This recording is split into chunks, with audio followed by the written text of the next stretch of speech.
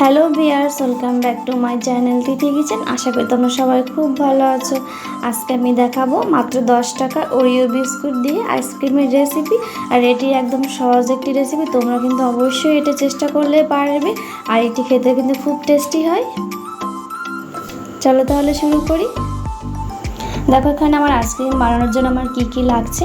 এখানে আমি 10 টাকা দামের ওরিও বিস্কুট নিয়েছি, আর আমি দুধ নিয়েছি, চিনি, আর আমার এখানে চকলেট সস লাগছে। চলো তাহলে শুরু করি রেসিপিটি। দেখো প্রথমে আমি বিস্কুটটাকে কেটে বের করে নেব। আর আমি আইসক্রিম বানাবো। আজকে 1 প্যাকেট বিস্কুট দিয়ে আমি আইসক্রিম বানাবো। আর এখন দেখো একটা মিক্সিতে আমি বিস্কুটগুলো গুঁড়ো করে একটু ভেঙে ভেঙে দিয়ে দিলাম। আর বিস্কুটগুলো আমার অনেকটাই মিষ্টি, তাই আমি এখানে অল্প পরিমাণে চিনি দেব।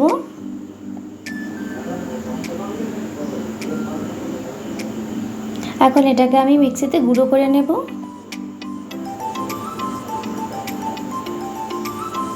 দেখো গুঁড়ো করা আমার হয়ে গেছে।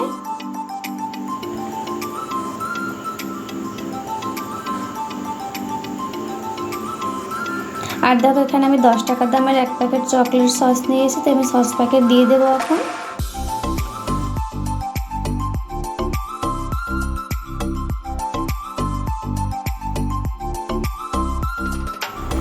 আর এখন দেখো সব উপকরণগুলোর ভিতরে আমি এখন দুধ দিয়ে একটা ব্যাটার তৈরি করে নেব। তবে দুধটাকে আমি আগে জাল দিয়ে ঠান্ডা করে নিয়েছি। এখানে কিন্তু কোনো রকম গরম দুধ দেওয়া যাবে না, দুধটা কিন্তু তোমরা একদম ঠান্ডা করে দেবে। দেখো ব্যাটারটা আমার তৈরি করা হয়ে গেছে।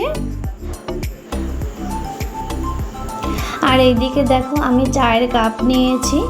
এখানে আমি 4টে চায়ের কাপ নিয়েছি। এখন চায়ের কাপের ভিতরে ব্যাটারগুলো আমি আস্তে আস্তে দিয়ে দেব।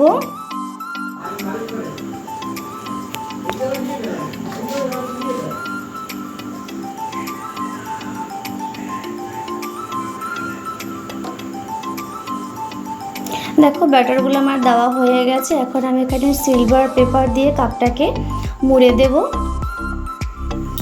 এভাবে আমি সব কাপগুলোকে সিলভার পেপার দিয়ে মুড়ে দেব। দেখো মোড়া হয়ে গেছে।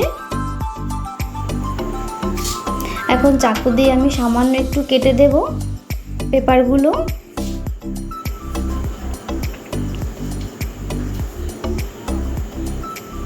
আর এখন দেখো এখানে আইসক্রিমের কাঠিগুলো আমি কাপের ভিতরে আস্তে দিয়ে দেব কাটা জায়গা দিয়ে।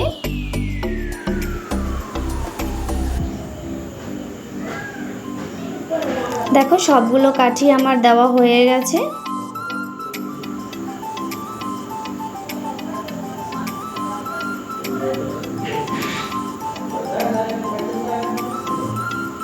দেখো সবগুলো কাঠি আমার দেওয়া হয়ে গেছে।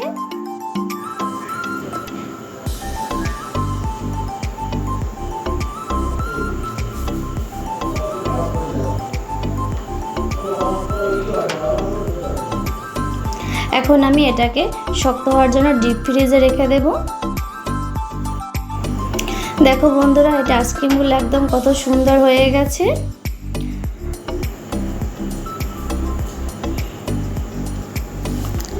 তোমরা কিন্তু এটা অবশ্যই ঘরে বসে ট্রাই করবে। এটি খেতে কিন্তু খুবই টেস্টি হয়।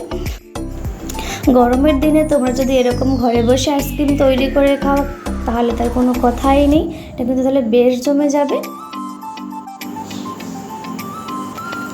আর আমার রেসিপিটি যদি তোমাদের ভালো লাগে তাহলে কিন্তু তোমরা অবশ্যই কমেন্ট করে জানাবে। আর ভিডিওটা যদি তোমাদের ভালো লাগে তাহলে কিন্তু লাইক, শেয়ার এবং সাবস্ক্রাইব করবে। সবাই ভালো থাকো, সুস্থ থাকো। ওকে, টাটা।